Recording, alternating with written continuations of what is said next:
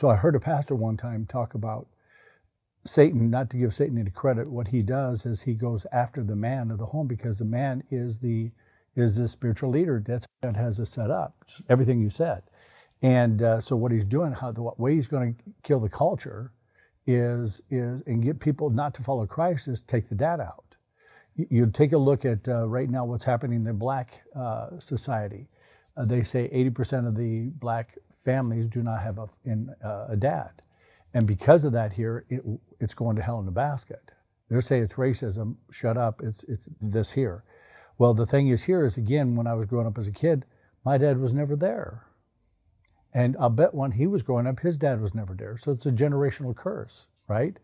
And my dad was a womanizer. I became a womanizer. It's interesting how much we reflect our parents, our dads' skills or lack thereof. What's interesting is that my dad, who never told me he loved me when I was growing up, came to Christ, and the transformation in his life was almost overnight. What a beautiful man he became. I never wanted to come home because they were fighting all the time. And now when I'm coming home during college, this is a whole different family. They're kind, they love each other, because that's scary, being in a home when they're screaming and fighting all the time. It just scares you to death when they're telling you, well, I'm going to get a divorce. It just scares a kid to death. I mean, I remember going up into my room and just crying hard, just tears at you. So what's interesting, but that's what Christ does. He transforms to be like Christ. That's his goal, to be like Christ. Well, what's interesting is that I became my dad. And then again, and I didn't see it, didn't even know it, didn't even think about it. I was that lost, that immature, that immoral.